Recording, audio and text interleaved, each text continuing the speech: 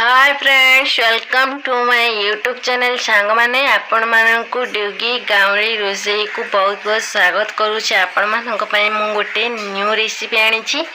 आज रो रेसिपी रे चलंतु केमिति रेसिपीटा होईची। फास्ट रे लास्ट जाय स्किप न करी की वीडियो को देखंतु भले से। आ गोटे लाइक सब्सक्राइब कमेंट आ प्यारा सा कमेंट करिवे केमिति होईची। हमर गुलाब जामुन देखंतु एठी मु किछि मैदा नै जाई छी। एथिरे धीरे धीरे करी की ऐड करी की खीर को एथिरे मु चकटी देइछि मैदाटा को। देखंतु केते सुंदर भाबरे हमर मैदाटा को चकटी देइछि।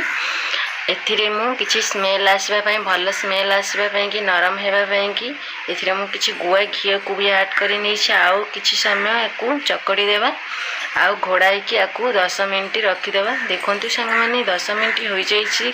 हमर सेब रेडी होई जाइछि। याकू गोल गोल आकार करी की गुला गुला करके देखंतु हमर गुला भी हो जाइछि रेडी। एखि आमे छाणवा पई कि सेब को कढ़ाई बसाई देबा। एथिरे तेल ऐड करि देबा कढ़ाई रे। देखंतु हमर कढ़ाई रे तेल ताती जाइछि। एथिरे ऐड करि देबा हमर गुलाब जामुन सेब।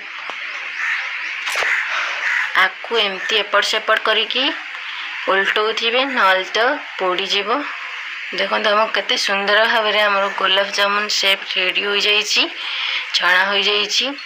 आको काढ़ी देबा कढ़ाई रो। आउ किछि बळका होइथिबा आउ किछि गुलाब जामुन सेब को एथरे ऐड करी की छाणी देइछे। देखंतु आउ गोटाई कढ़ाई बसाई नेछि। एटिरे हमें चेनी सिरा बनाइबा पई की कढ़ाई रे हमें चेनी ऐड करी देइछे। आपण को गुलाब जामुन जेतिकी होइछि सेतिकी आपण माने अनुसार चेनी ऐड करिवि सिरा बनाइबि। एथिरे मु पानी ऐड करी देइछि। एथिरे किछि गुजरात ऐड करी देइछि। आपण मानक पाखरे गुजरात पाउडर थिबो तो ऐड करि परिबि, नाही तो गुजराती की छेची की ऐड करि भी परिबे। देखंतु हमर चिपचिपा होई की फुटी आसिलानी। चेनी सिरा रेडी हो जाइछि। एथिरे मु गुलाब जामुन छाणी की रखि देबा। गुलाब जामुन को भिजै देइछि। आकू गोटे राती पई की रखि देबा, छाडी देबा।